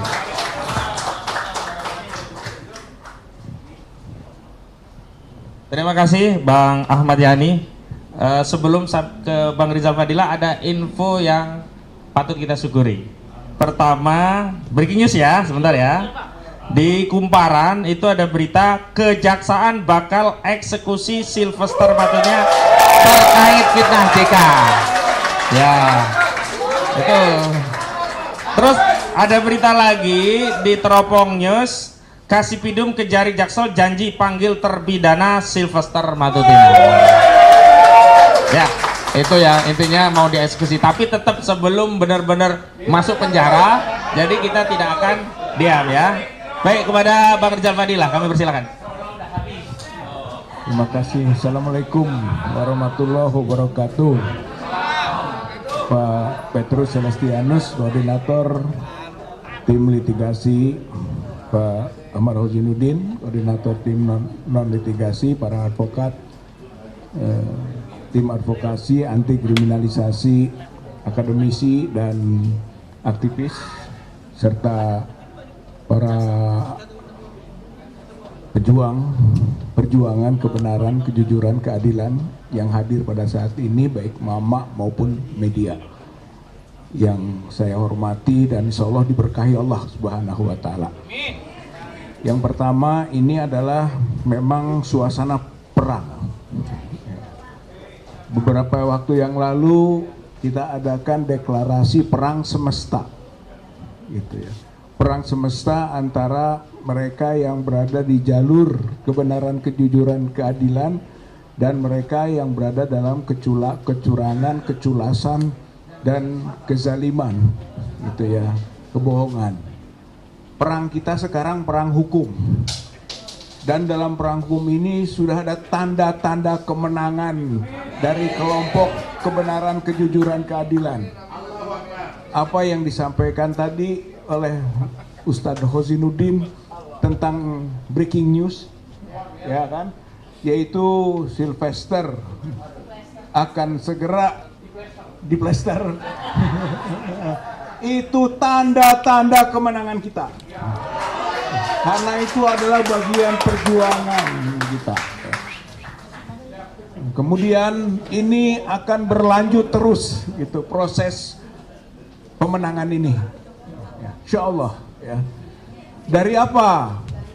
Dua hal yang menjadi catatan dari somasi kita, yaitu yang pertama adalah hal yang menyangkut tidak benarnya ungkapan dari Joko Widodo bahwa dia sebenarnya tidak pernah melaporkan orang-orang, yang dibenturkan dengan fakta tentang pelaporan adanya nama-nama tersebut. Jadi kebohongan itu yang berdampak hukum, itu berdampak hukum kelak. Yang kedua adalah soal yang menyangkut orang di belakang kita semua yang berjuang ini, orang besar, gitu, yang sebenarnya itu tidak ada. Dan itu juga ungkapan itu berisiko hukum. Apa? Fitnah dan pencemaran. Ada fitnah pencemaran kepada mungkin kita yang telah terlapor, yang itu akan menjadi bahan buat kita untuk melaporkan balik pencemaran dan fitnah. Saya kira ini modal kuat hukum untuk memukul dan mengalahkan. Kemudian juga yang dicemarkan, yang disebut-sebut orang besar di belakangnya, ada inisial biru, gitu kan, ada inisial yang lain-lain, yang kemudian telah menimbulkan reaksi. Saya kira itu pun tercemarkan dan terfitnah. Dan yang ketiga, yang tercemarkan dan terfitnah polisi. Bagaimana mereka itu memproses atas dasar laporan, ya, pengaduan, telah delik aduan dengan nama-nama diproses. Tiba-tiba sekarang dinyatakan tidak pernah menyebut nama-nama. Berarti difitnah, dicemarkan kepolisian. Bahkan konsekuensi hukumnya bagi pihak kepolisian, Polda Metro, itu sekarang harus menghentikan penyidikan. Karena ini sudah naik proses hukum ke penyidikan, maka harus dihentikan penyidikan. SP3, ini konsekuensi hukum dari ungkapan, ucapan Joko Widodo. Nggak bisa tidak, harus dihentikan penyidikan. Itu poin pentingnya, gitu ya, dalam kaitan dengan fitnah atau pencemaran kepada pihak kepolisian, gitu. Nah, mengenai kita sudah jelaslah terlapor ataupun TPUA atau kita semua itu nggak ada itu bohir-bohiran, nggak ada. Bohir dari mana, gitu kan? Semua ini mandiri, termasuk berangkat Solo, berangkat Jogja itu mandiri, udunan. Bukan sama sekali kita tidak punya duit, punya, tapi untuk biaya urunan, semua bisa dijalankan. Intinya gitu kan, bahwa itu tidak benar. Ini penting sebagai catatan, dan ini diumumkan saat ini sebagai prinsipal, sebagai orang yang terlibat dalam proses dari awal. Maka keyakinan ini, informasi ini, pengumuman ini menjadi catatan penting bahwa tidak ada orang besar dan tidak ada biaya besar yang kita gunakan untuk proses perjuangan menegakkan kebenaran, kejujuran, keadilan berkaitan dengan usaha membongkar dari kepalsuan ijazah Joko Widodo. Nah, kemudian yang terpenting lagi adalah bahwa sekarang dokumen Joko Widodo yang sering disebut ijazah asli, padahal kita yakin palsu, itu sudah disita di Polda Metro Jaya. Sudah disita.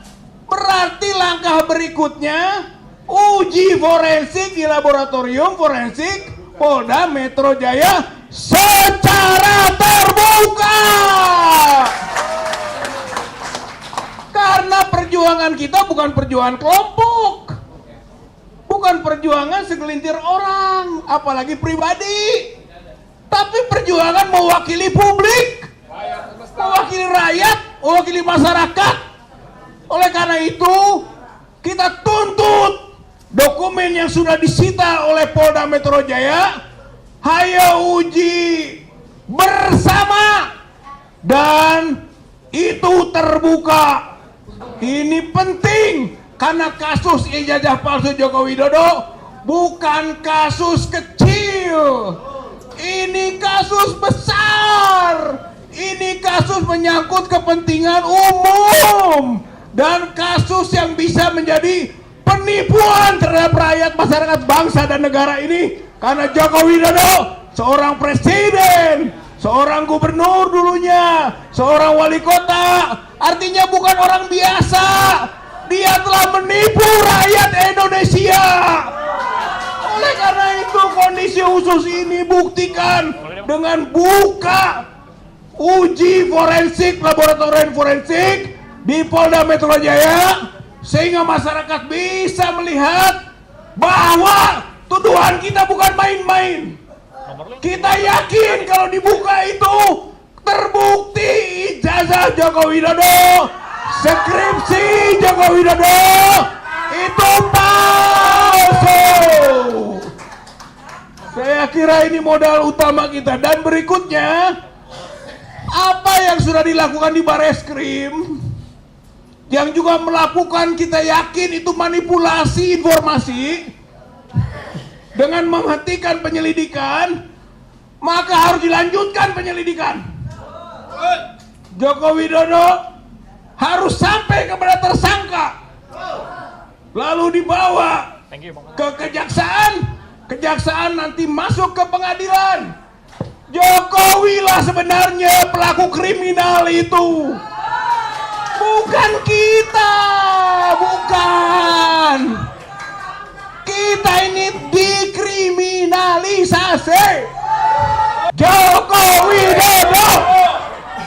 Oleh karena itu kita desak bersama Bareskrim, jangan berhenti, dan kita tidak akan terima penghentian penyelidikan itu.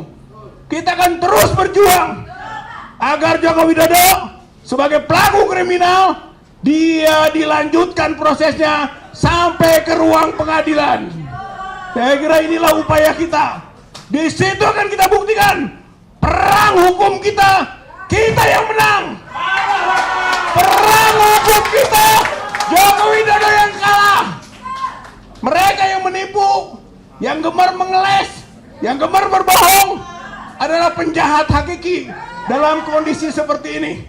Hayo berjuang bersama kita untuk sampai kepada pembuktian Joko Widodo itu patut menjadi tersangka, terdakwa, terpidana pada ujungnya. Terima kasih atas perhatiannya. Mudah-mudahan Allah Subhanahu wa Ta'ala menurunkan pertolongan kepada kita sekalian, membuktikan bahwa mereka yang berjuang di jalan Allah akan dimenangkan.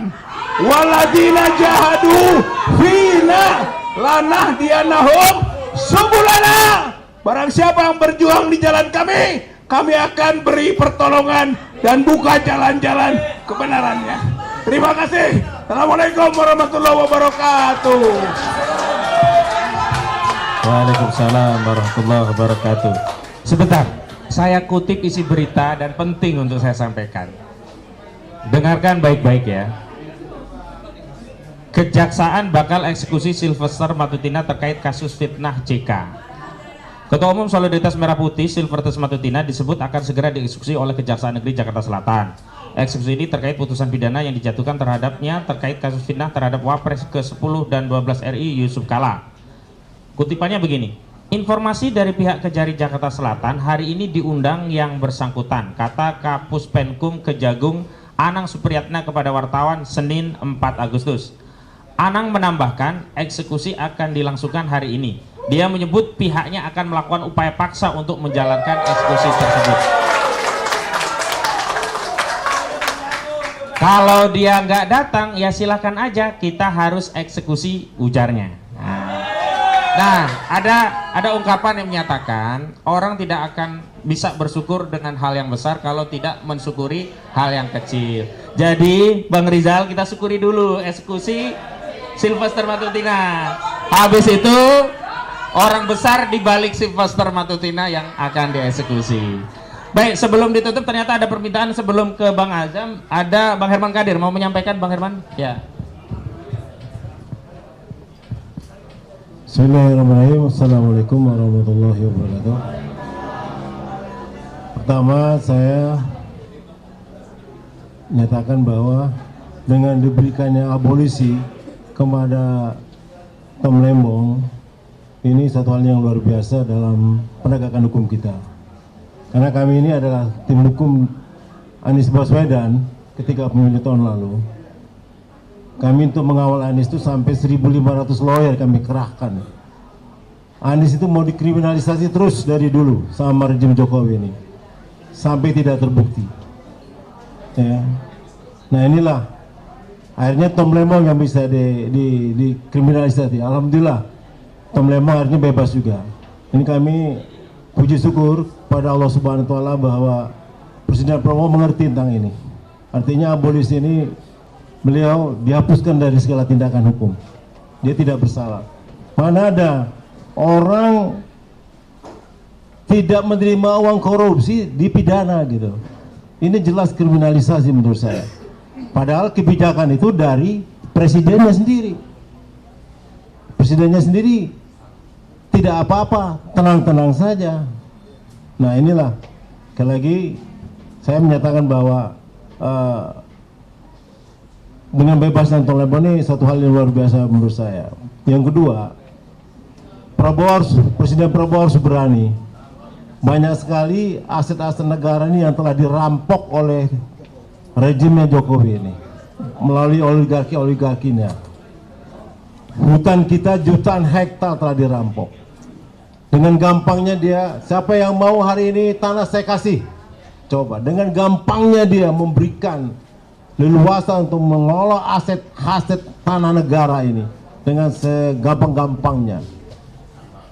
Mengelola tambang yang begitu mudahnya, sedikit pun mereka tidak bayar apa-apa kepada negara. Nah, saya berharap supaya Prabowo mengambil kembali aset-aset tanah negara ini yang telah dirampok oleh rejim Jokowi.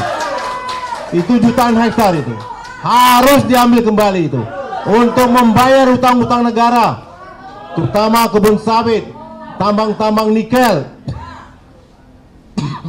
Ya, luar biasa sekali. Mereka tidak malu-malu menama tambang angkut nikel itu atas nama Ibu Iriana, atas nama Ibu Jokowi. Luar biasa sekali gitu. Artinya mereka terang-terangan merampok aset negara. Nah ini kita minta kepada Presiden Prabowo untuk mengambil kembali itu, mengusut tuntas aset-aset tambang yang telah dirampok itu untuk membayar utang negara. Kasus Timah coba bayangkan, ya. Timah itu masa perusahaan PN Timah beli sama pengusaha, sama oligarki, coba. Padahal itu ada areal dia, areal tambangnya PT Timah. Timah, masa PT Timah yang beli sama pengusaha tambang? Kan aneh ini. Padahal itu lokalisasi itu adalah aset PT Timah. Ini kebalik-balik negara yang dibikinnya gitu loh. 300 triliun bukan hal yang kecil. Dihukum cuma 6 tahun coba.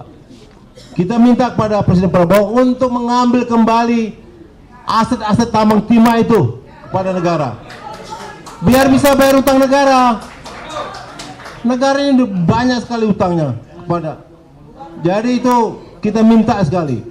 Jadi selama rejim Jokowi ini 10 tahun dia berkuasa dengan luar biasa merusak sistem ketatanegaraan kita.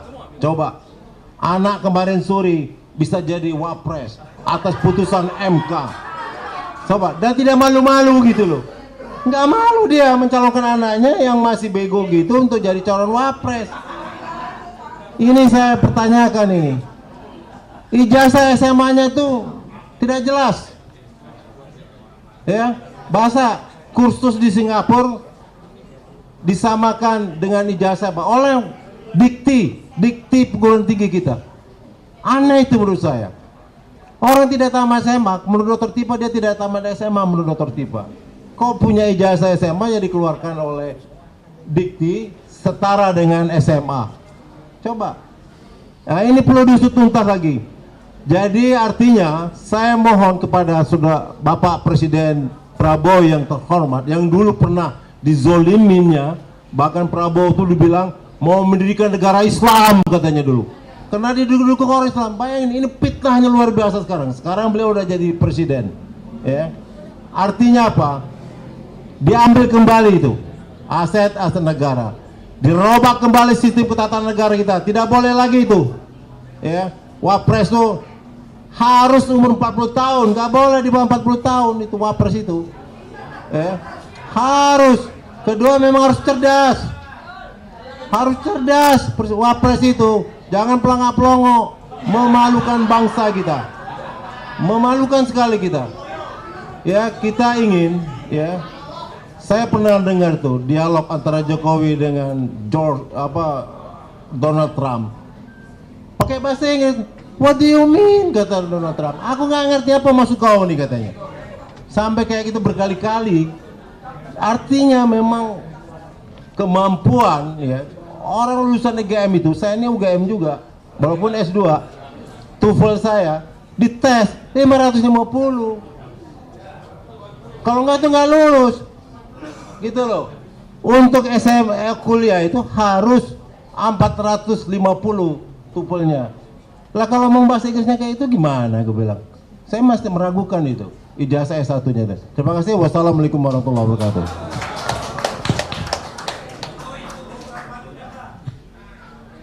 Bagaimanapun kita harus beri kesempatan kepada produsen samosa kita, Bang Azam kan. Silakan.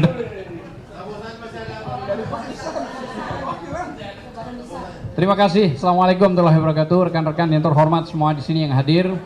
Para senior kita, ada Bang Yani, Bang Said Didu, Bang Herman Kadir, dan semualah rekan-rekan semuanya yang ada. Jadi memang ini kan proses dimulai dari TPUA terus berkembang sampai pesat begini. Jadi gini, kalau tadi sudah menjelaskan banyak soal ijazah, termasuk disinggung terakhir oleh Bang Herman Kadir soal ijazah wapres ini juga yang nggak jelas katanya sekolahnya. Sekarang ini ada proses yang tidak bisa dianggap enteng, yaitu Jampitsus sekarang ini sepertinya sudah mau diindikasikan ada dan diteror oleh pihak dalam tanda kutip Polda. Nah, ini ada pembongkaran sebuah kasus yang luar biasa yang tentu juga koordinasinya Presiden untuk segera membongkar kasus-kasus besar korupsi yang ada. Bayangkan saja hampir 1.000 triliun ini nggak jelas siapa, dan Jampitsus sekarang sudah mulai bekerja. Nah, ini penting sekali supaya dibongkar. Saya yakin ada keterlibatan Raja Jawa nanti itu. Nah, jadi saya kira ini yang bisa saya sampaikan. Kita beri dukungan, dan tadi sudah disampaikan oleh AK bahwa Silvista itu sudah akan dilakukan penyegelan khusus pada dirinya yang akan dilakukan oleh Kajari Selatan. Mungkin kemarin yang sudah didatangi oleh rekan-rekan advokat kita, ada Mbak Kurnia, Bang Rizal dan Bang Aka juga yang ke sana, yang dalam arti menindaklanjuti proses kenapa ini kok tidak ditangkap dan ditahan. Nah, ini saatnya sudah dijawab bahwa Kejaksaan Negeri Selatan akan melakukan proses penahanan dan penangkapan. Itu kemungkinan besar akan terjadi karena mulutnya juga nggak beres itu. Saya kira itu aja, dan kita dukung Jampitsus untuk membongkar kasus-kasus besar karena ini penting sekali. Ini proses yang harus dibongkar habis, bukan cuma soal ijazah. Ijazah penting, sangat penting, tapi jangan sampai ijazah terus-terusan. Ada kasus yang cukup besar sekali, hampir 1000 T terlewatkan. Saya kira itu aja. Terima kasih. Wassalamualaikum warahmatullahi wabarakatuh. Baik, sebelum diakhiri, sekedar pengingat kepada yang sudah punya rencana mau demo ke Kejari ya, lu lihat dulu, kalau ternyata objeknya sudah dieksekusi, ya batal demonya, ganti yang lain. Ya, kasih bunga aja nanti, ucapan selamat sudah mengeksekusi, atau lelayu ya, turut berbela-sungkawa atas dieksekusinya Sylvester Matutina begitu. Baik, sebelum ditutup ada pertanyaan? Tidak ada. Baik, itu saja yang bisa kami sampaikan. Terima kasih. Kami tutup dengan hamdalah. Alhamdulillahirabbil alamin. Wassalamualaikum warahmatullahi wabarakatuh.